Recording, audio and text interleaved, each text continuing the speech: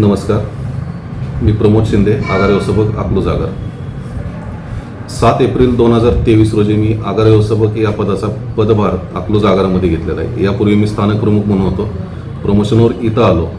इथं आल्यानंतर एक महिनाभराच्या कालावधीमध्येच हिंदू हृदय सम्राट बाळासाहेब ठाकरे स्वच्छ सुंदर बसस्थानक अभियान या संकल्पनेला सुरुवात झाली. या संकल्पनेचं वैशिष्ट्य असं होतं की लोकसहभागातून सुशोभीकरण, म्हणजे लोकांना सुद्धा याची जाणीव झाली पाहिजे की हे स्टँड एस टीचं नसून आपलं आहे, जनतेचं आहे. याची निगा किंवा याची स्वच्छता आपण योग्य रीतीने राखली पाहिजे, हे जनतेच्या मनामध्ये बिंबवणं गरजेचं होतं. हा या अभियानाचा उद्देश होता मुख्य. मी हजर झाल्यानंतर 1 महिन्यात हे अभियान आलं. एकतर माझ्यासाठी हे आगार व्यवस्थापक पद नवीन, एका आगाराचा प्रमुख, एस टी आगाराचा प्रमुख म्हणून काय जबाबदारी असते, काय कर्तव्य असतात याची माहिती नसताना प्रमोशन झालं आणि मी इथं आलो. त्यानंतर महिनाभरात अभियान आलं. म्हणजे प्रचंड द्विधा मनस्थितीत होतो. हे मला शक्य होईल का, मी करू शकेल का, किंवा माझ्याच्याने होईल का हे. त्यामध्ये मे 2023ला आमचे प्रादेशिक व्यवस्थापक जोशी मॅडम यांनी या अभियानाच्या अनुषंगाने आगाराला बसस्थानकाला भेट दिली. भेट दिल्यानंतर त्यांनी स्टँडचं पूर्ण कानाकोपरा, कडे कोपरे सर्व बघितले आणि त्यांनी असा विश्वास संपादन केला की हे स्टँड जे आहे हे स्टँड नंबरमध्ये येऊ शकतं. मग एक बाहेरचे अधिकारी येऊन, ज्यांचं अकलूजशी जास्त म्हणजे भेटीसाठीच येणारे अधिकारी, त्यांनी जर हा विश्वास दाखवला असेल तर मग आपण का करू नये, ही एक प्रकारची जिद्द मनात निर्माण झाली. त्या जिद्दीच्या अनुषंगाने मी माझे सुपरवायझर, पर्यवेक्षक कर्मचारी जे आहेत त्यांच्याशी याबाबत मिटिंग घेऊन चर्चा केली. त्यांना हे सांगितले की प्रादेशिक व्यवस्थापक जोशी मॅडम यांनी आपल्यावर विश्वास दाखवलेला आहे की हे स्टँड जे आहे ते आपलं नंबर 1चं येऊ शकतं किंवा नंबर मिळू शकतो. ह्या बक्षिसाला, ह्या आगाराला बक्षीस मिळू शकतं. तर त्या दृष्टीनं आपण तयारी करणं किंवा काय असेल ते हालचाली करणं गरजेचं आहे.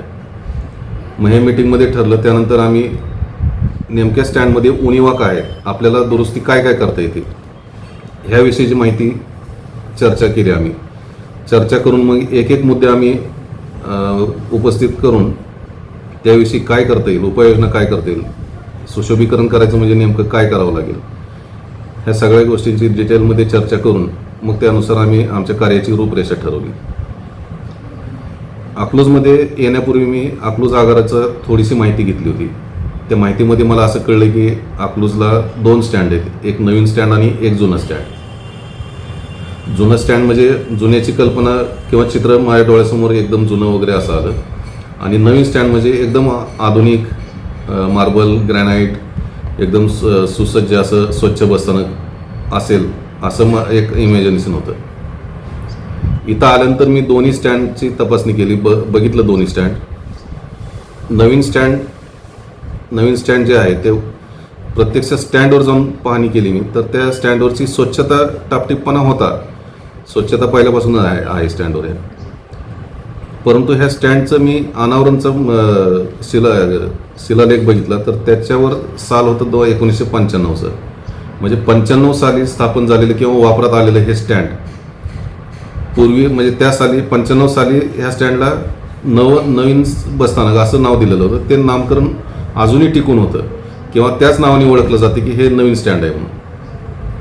मग तिथं थोडंसं मला 30 वर्षापूर्वीचं स्टँड पण नवीन स्टँड ही थोडीशी कल्पना मला रुचली नाही किंवा पटली नाही. मग त्या हिशोबाने आता ह्याला नाव पडलं ना नवीन स्टँड, तर आपण ह्याला नवीन करून टाकू असा एक विश्वास माझ्यात निर्माण झाला. मी माझा विश्वास सहकाऱ्यांशी बोलून दाखवला. सहकाऱ्यांनी त्याला चांगला प्रतिसाद दिला. सहकारीमध्ये आमचे वरिष्ठ लिपिक असतील दुपडे, वाहतूक नियंत्रक रणदिवे असतील किंवा आमचे स्वच्छता कॉन्ट्रॅक्टर भोसले असतील, उत्तम भोसले, ह्यांनी खूप पळापळ करून खूप माझ्या सांगेल त्या गोष्टीला पाठपुरावा करून ती गोष्ट अस्तित्वात आणलेली आहे स्टँडवर. आता आताचं रूप बघितलं तर पूर्वीचं रूप आणि आत्ताच्या रूपमध्ये खूप फरक पडलेला आहे. म्हणजे ते मला जाणवलं. मी सुरुवातीला आलेलं जे स्टँड बघितलं होतं त्यापेक्षा आत्ता जे स्टँड आहे ते स्टँड खूप आधुनिक असं झालं आहे किंवा सुसज्ज असं झालेलं आहे, सुशोभित झालेलं आहे. ह्या सुशोभीकरणासाठी मला अकलूज शहरातील जवळपास 60 ते 70 व्यापाऱ्यांच्या गाठीभेटी घेतल्या, शैक्षणिक संस्थांच्या भेटी घेतल्या, डॉक्टर्स लोकांच्या भेटी घेतल्या. हे स्वतः मी माझी गाडी काढायचो आणि माझे 4-5 सहकारी गाडीमध्ये आम्ही एकत्रित सगळे मिळून जायचो. मग ज्या व्यापाऱ्यांना भेटायला जात होतो त्यांना असं वाटायचं की अरे स्वतः एका आगाराचा प्रमुख किंवा एखाद्या विभागाचा घटक प्रमुख जर आपल्याकडे येत असेल तर आपल्यालाही समाजाचं देणं काहीतरी लागू पडते. म्हणजे माझी भावना जी आहे ती निस्वार्थपणे त्यांच्यापर्यंत पोहोचली. म्हणजे यामध्ये काय आपल्या स्टँडचं चांगलंच होणार आहे हाही त्यांना विश्वास पटला. त्याच्यामुळे जवळपास 60-70 व्यापाऱ्यांना भेटल्यानंतर 25 ते 30 व्यापाऱ्यांनी मला सकारात्मक प्रतिसाद दिला या बाबतीत. मग त्यामध्ये सुरुवातीला रोटरी क्लबने मला समोरचं जे स्टँडच्या समोरचं जे प्रवेशद्वार आहे त्या प्रवेशद्वाराची रंगरंगोटी, समोर समोर जे कारंजे आहे त्या कारंज्याची डागडुजी, कलरकाम, तसेच आजूबाजूचे कंपाऊंड, समोरचं कंपाऊंड याचं पूर्ण रंगरंगोटी करून त्यांनी सुरुवात करून दिली. त्यांनी सुरुवात केल्यानंतर मग एक व्यापारी आवर्जून आम्हाला पण काहीतरी सांगा, आम्ही काहीतरी देतो, म्हणजे स्वतःहून ते पुढे येऊ लागले. त्याच्यामुळं टप्प्याटप्प्याने सगळ्या गोष्टी सुधारत गेल्या. त्यामध्ये बसस्थानकामध्ये प्रवेश केल्या प्रवेशद्वाराजवळ जे छत आहे त्या छतावर सूर्यमालेचं चित्र आम्ही रेखाटलेलं आहे. सूर्यमालेच्या चित्रामुळं एक पॉझिटिव्ह एनर्जी निर्माण होते असं लक्षात आलं. त्याच्यामुळे ती सूर्यमालेची कल्पना सुचली आणि ते तिथं प्रत्यक्षात अवतरलं. तसंच पुढे गेल्यानंतर कंट्रोल केबिनची पाठभिंत आहे.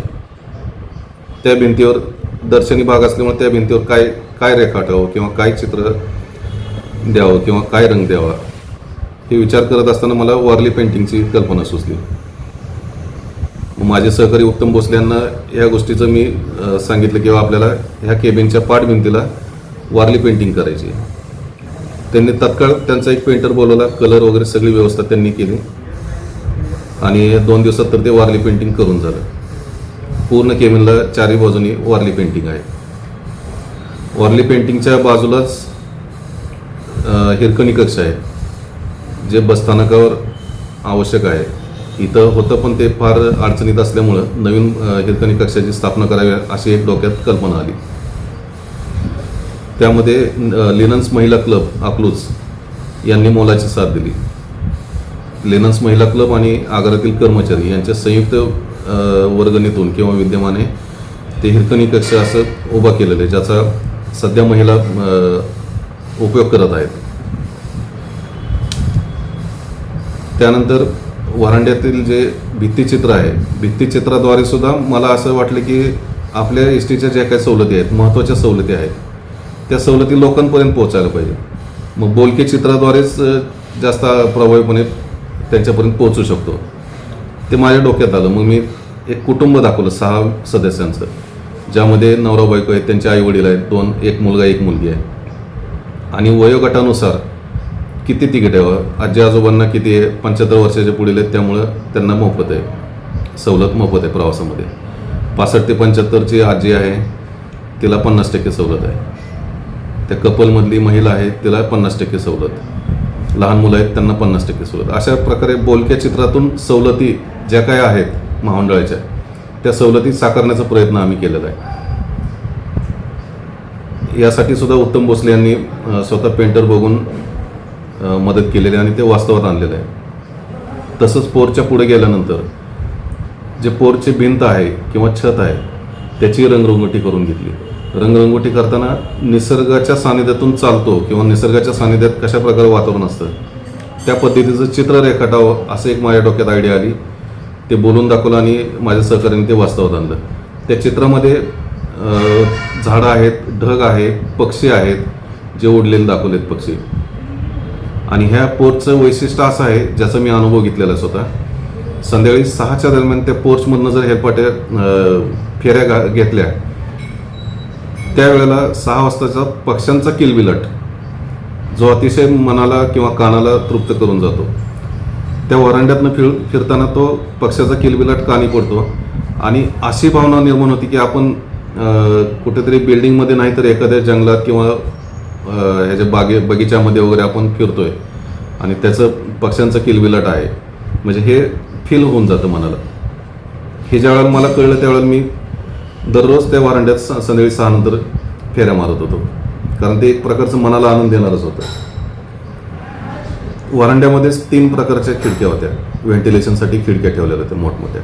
मग याचाही काहीतरी उपयोग करून घ्यावा लागेल. मी बाकी आगारांचं बघत होतो, सेल्फी पॉईंट वगैरे काढलेले आहेत, कुणी एस टीची प्रतिकृती साकारलेली होती, एस टीच्या प्रतिकृतीमध्ये सेल्फी पॉईंट केलेला होता, पण त्यांना ते सेपरेट असं स्ट्रक्चर उभा करावं लागलं. माझ्याकडे ऑलरेडी 3 खिडक्या होत्या, त्यातल्या 2 खिडक्या मी एस टीचं समोरच्या काच आहेत असं इमॅजिनेशन केलं.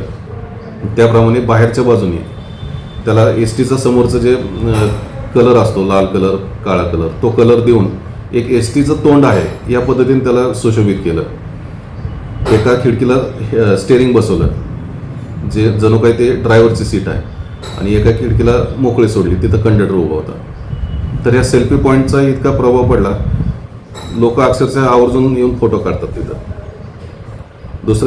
तिसरी खिडकी त्या 2 खिडक्यांची शेजारी आहे, त्याला आम्ही आय लव्ह माझी लाल परी अशा प्रकारचं हेडिंग दिलेलं आहे. हार्ट शेप काढून त्याला आय लव्ह माझी लाल परी, म्हणजे फोटो काढताना सुद्धा माझं प्रेम आहे माझ्या लाल परीवर, अशी भावना निर्माण व्हावी किंवा असं प्रवाशांना वाटावं किंवा फोटो काढणाऱ्याला वाटावं, त्या संकल्पनेतनं ते निर्माण झालेलं आहे. त्याचबरोबर पिण्याच्या पाण्यासाठी काहीतरी सुविधा होणं गरजेचं आहे असं वाटल्यानंतर मी माझे सहकारी रणदेव यांना याबाबत सांगितलं असता. रणदेव यांनी व्यापाऱ्यांशी गाठीभेटी घेऊन चर्चा करून एक पिण्याच्या पाण्याचं आरो प्लॅन्ट जो 1000 लिटर प्रति दिवस एवढ्या कॅपॅसिटीचा आहे, तो आरो प्लॅन्ट तिथं बसवलेला आहे. आरो प्लॅन्ट बसवण्यामध्ये कुठली झेरॉक्स, सविता झेरॉक्स गाडगे यांनी यासाठी खूप मोलाचं योगदान दिलेलं आहे. सध्या त्या पिण्याच्या पाण्याचा प्रश्न स्टँडवरचा मिटलेला आहे. पूर्वी नव्हताच प्रश्न, परंतु शुद्ध पाणी जे काय असतं ते प्रवाशांना मोफतमध्ये मिळू शकते. तसंच पुढे गेल्यानंतर जे पूर्वीचे खांबावरचे जे कलर होते ते कलर उडालेले होते किंवा स्टिकर जाहिराती वगैरे लावून सगळं असं धूसर झालेलं होतं किंवा जुनं असं झालेलं होतं ते. मग ह्याला काहीतरी वेगळं रूप द्यायला पाहिजे असं इच्छा मी ज्यावेळेला भोसलेंना बोलून दाखवली. त्यांनी पेंटरला बोलून घेतलं, पेंटरकडच्या मोबाईलमधले फोटो त्यांनी दाखवले. त्या फोटोमध्ये मी डिझाईन सिलेक्ट केली की हे खांब आहेत पण खांब वाटले नाहीत पाहिजे, काहीतरी डिझाईन स्ट्रक्चरल असं काहीतरी पाहिजे म्हणलं.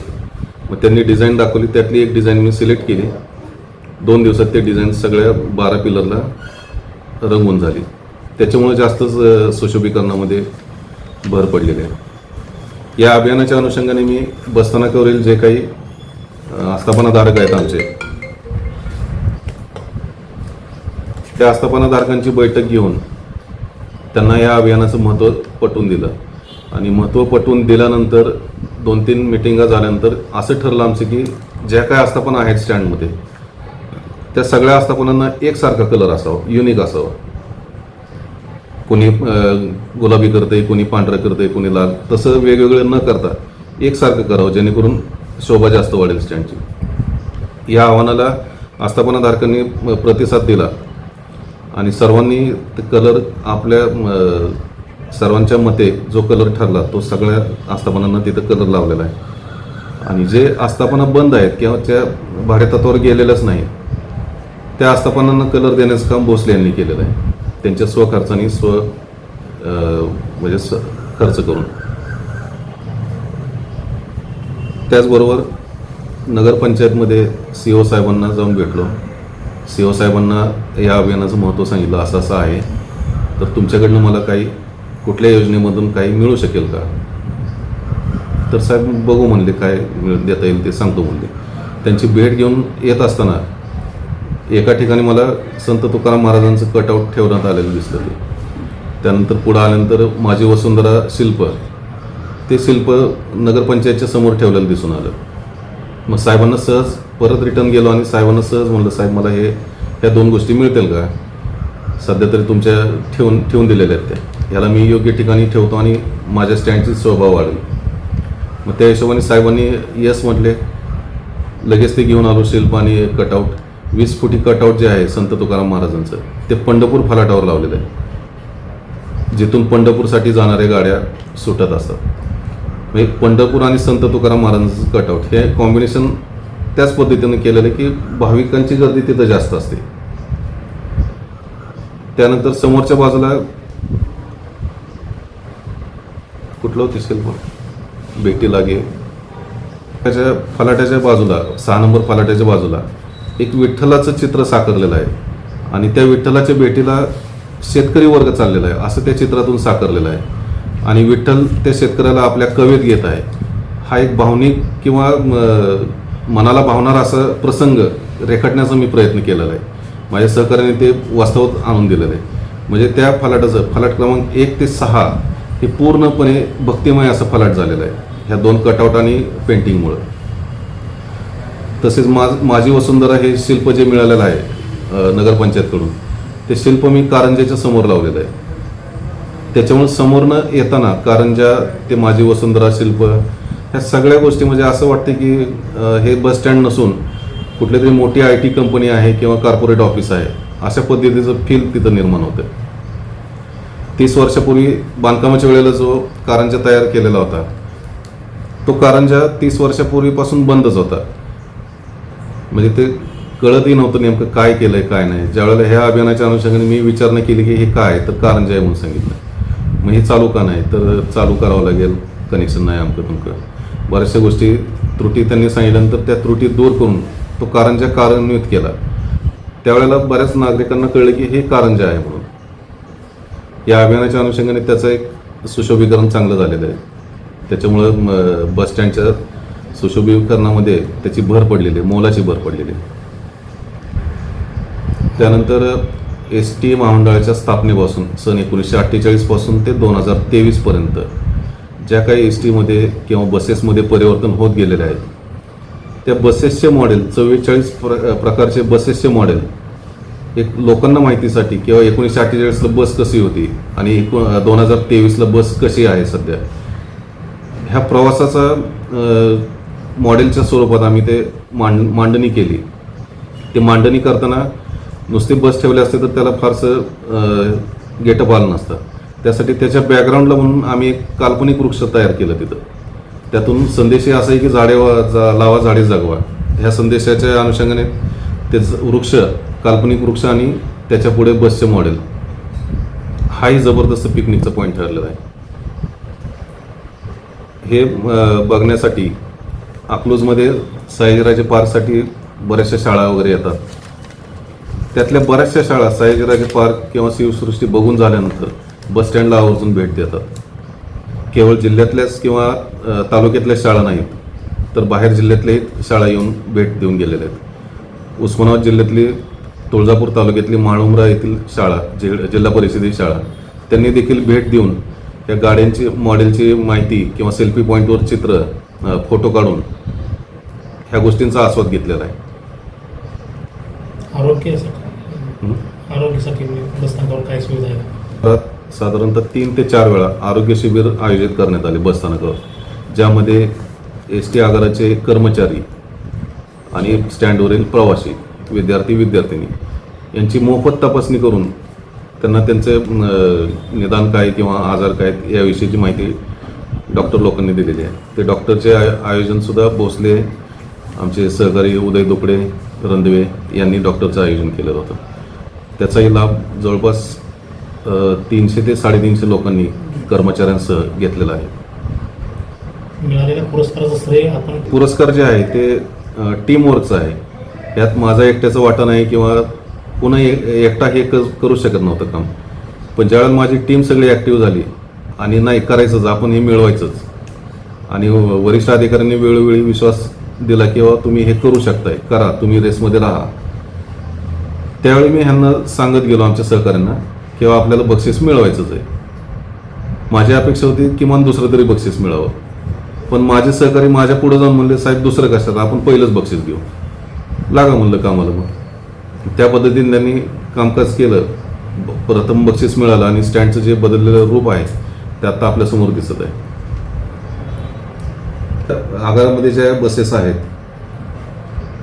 त्यातल्या 5-6 वर्षाच्या एक कमी गाड्या आहेत, बऱ्याचशा गाड्या ह्या 10 वर्षाच्या आहेत. परंतु मला छाती ठोकपणे सांगा वाटतं की माझ्या बसेस ह्या बॉडीमध्ये वेल कंडिशन आहेत, बॉडी कंडिशन त्यांची चांगली आहे. मार्गस्थ बिघाड ज्या गाड्या बंद पडून प्रवाशांचा खोळंबा होतो ते प्रमाण अत्यल्प आहे, आगाराच्या मानाने ते अत्यल्प आहे.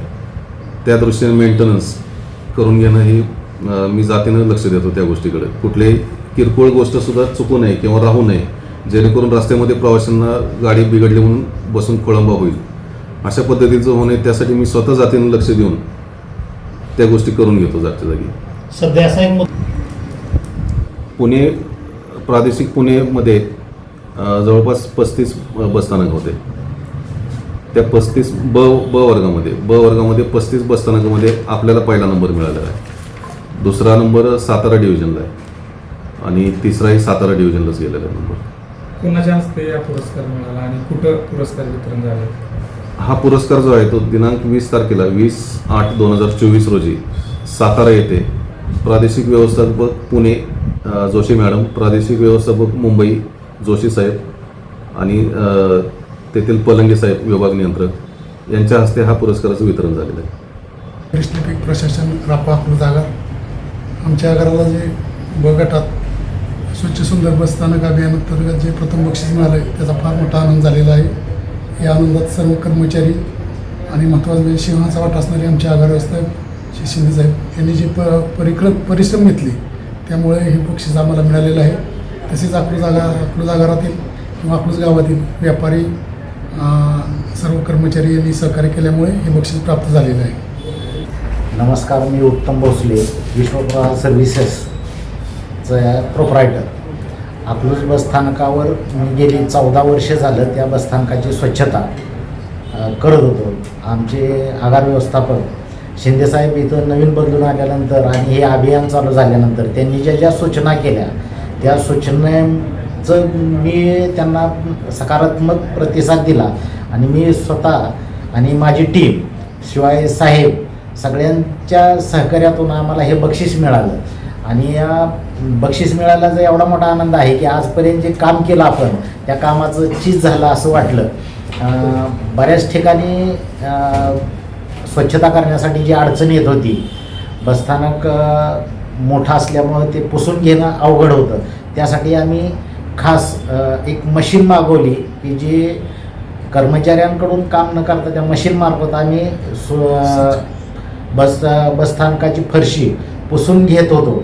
स्क्रबर आणि डायर आम्ही ते मशीन खास बसस्थानक नंबर येण्यासाठी बसस्थानकाचा त्यासाठी आम्ही ते मशीन मागवून घेतलं आणि त्याच्यानुसार धुळीचं प्रमाण जवळजवळ कमी करून टाकलं.